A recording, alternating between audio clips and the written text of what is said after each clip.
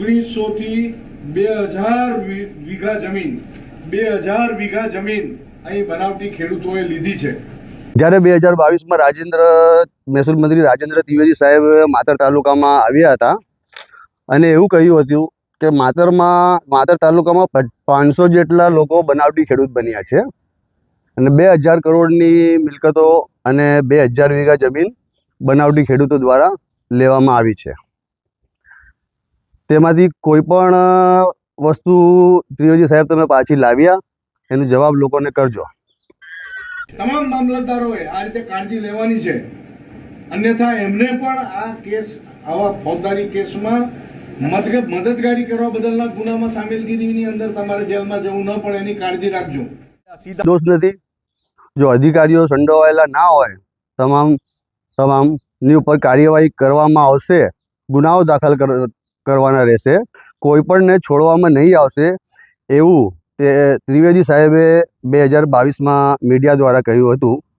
તો આમાંથી કશું ત્રિવેદી સાહેબ તમે કર્યું અને કઈ વસ્તુ આમાંથી થઈ? જે તમામ લોકોએ ને જગ્યા લેવાની પરવાનગી કોણે આપી? પહેલાં તો આ કૌભાંડોમાં એકલા જમીન લેનાર જ જાતે બધું કર્યું છે, તો શું આમાં કોઈ અધિકારીનો ભાગ સંડોવાયેલો નથી? શું આમાં એકે વાત તમારી સાચી પડી ત્રિવેદી સાહેબ? તો એકે વાત સાચી પડી નહીં। જો પડી હોય તો તેમનો જવાબ લોકોમાં જાહેર કરજો। જો હું ખોટી માહિતી, કોઈ પણ બોગસ ખેડૂત ગમે તેટલો મોટો ચમરબંધી હશે, જો બનાવટી ખેડૂત બનીને અહીંયા ખેડૂત બનવા જશે તો બનવા નહીં દે આ સરકાર। એની સરકારી રેકોર્ડના આધારે મામલતદાર વીવી પુરોહિતે 50 કેસમાં લોકોને બિન ખેડૂત જાહેર કર્યા છે ને ત્રિવેદી સાહેબે કીધું કે 500 જેટલા બિન ખેડૂત છે, તો પછી આ 450 ગયા ક્યાં? અને આશરે 40 થી 50 કેસો તો એવા છે જે રેકોર્ડના આધારે કાયદેસર બનાવટી ખેડૂત છે, તેમને પણ કાયદેસરના ખેડૂત બતાવી તપાસો બંધ કરી હુકમો કર્યા છે અને તેમાં તમામ કેસોમાં બહાલી પણ આપી દીધી છે। તે મેં તમામ આની તપાસ રાષ્ટ્રીય કક્ષાએ થવી જોઈએ। માન્ય મુખ્યમંત્રી શ્રી અમને જે રીતે આગળ માર્ગદર્શન આપશે, રેવન્યુ વિભાગ તો પગલાં લઈ રહ્યું છે, આ જમીનો સરકાર હસ્તક થશે અને એનાથી વધારે ગૃહ વિભાગને અમે આની જાણ કરીશું, પુરાવા રજૂ કરીશું, દરેકની ફરિયાદો થશે, એના પગલાં લેવાશે, જન્મટીપની સજા થાય, 10 વર્ષની સજા થાય એવા ગુનાઓ, એવી કલમો આમાં લાગશે, કારણ કે એવા ગુનાઓ આની અંદર પ્રદર્શિત થયા છે।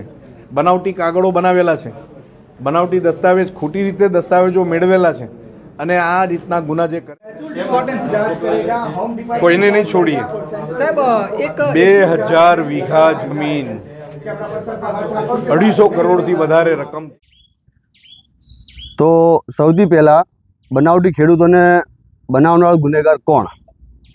તો તે છે માતર કચેરીના અધિકારીઓ। તો પહેલાં તો તેમની ઉપર કાર્યવાહી કરવી જોઈએ, સીધી જમીન લેનાર અને વેચનાર ઉપર જ કાર્યવાહી ચાલુ કરી દીધી। જેમ કે મેં જ્યારે 2012માં માતર તાલુકામાં પહેલી જમીન રાખી હતી, તે સમયે મને ખેડૂત ખાતેદાર હોવાની પરવાનગી કોણે આપી? મારે ખેડૂત ખાતેદાર તરીકે 7/12માં નામ મારો કોને ચડાવ્યા? તે પછી જ મેં બીજી જગ્યાઓ લીધી ને। જે તે સમયે અધિકારીઓ હતા તેમનું તો કોઈ દોષ જ નથી આમાં તમામ વસ્તુમાં તો હું એકલો જ ગુનેગાર, કેમ કે આ બધું મેં જાતે કર્યું હોય। અને 12 વર્ષ પછી મામલતદાર વીવી પુરોહિત સાહેબ આવીને હુકમો કાઢે છે કે તમે બિન ખેડૂત છો, તો 12 વર્ષ પહેલાં મને ખેડૂત કોને બતાવ્યો? એની ઉપર કોઈ કાર્યવાહી નહીં।